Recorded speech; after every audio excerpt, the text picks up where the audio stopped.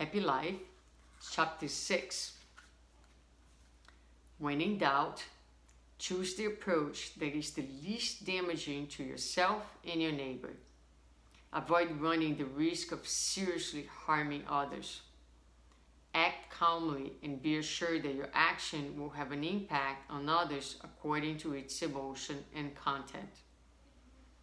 This message of today talks about one great goal for our existence. We talk so much about getting things right, about doing things better, about being better, and often we set very high goals for ourselves, and part of our suffering in life is not being able to achieve what is truly unachievable at this point in time. So it would be interesting if we think about as a goal not harming anyone else. So instead of doing so much better and trying to be such great creatures, can we just go by each day without harming anyone?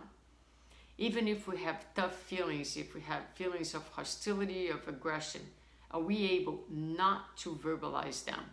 Are we able to understand that by doing so in hostile ways, in anger ways, in uncontrolled ways, we can, with our words, deeply hurt someone and cause damage that a lot of times we are even unable to assess. So if you're in doubt about your behavior, just don't do it. Just don't do anything. Believe me, it's worth it just to stop, just to refrain. The difficulty that you're going to feel, it's going to be less than the trouble that you can cause and the consequences that you create for yourself.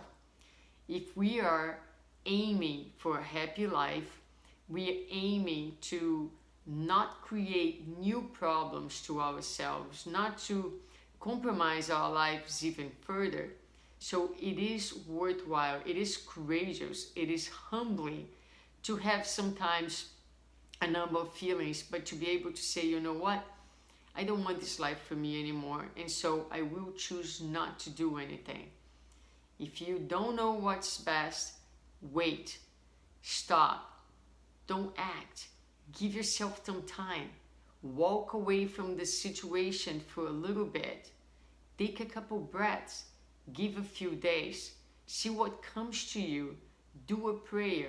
Quite often as we move away from the situation and give it some time, clarity opens, an idea comes, a message comes to us, and we are guided to move in the right direction. But when we act in the explosion of the moment, a lot of times we cause a lot of unnecessary damage that could have been avoided if we had just waited a little bit. So avoid running the risk of seriously harming others. Ask yourself, is this something that I would like to be the recipient of? Put yourself in a place of the person who will be receiving your own words, your own behavior, your own actions. And if you have a small doubt that you would like to be in that place, please refrain from doing that. Act calmly and be assured that your action will have an impact on others, according to its emotion and content. So let's be mindful of the things that we are doing, but also the things that we are saying. And this formula is always work, right? Do to others exactly what you would like to be done to yourself. It never fails. So let's try to put that in practice and have a happier life.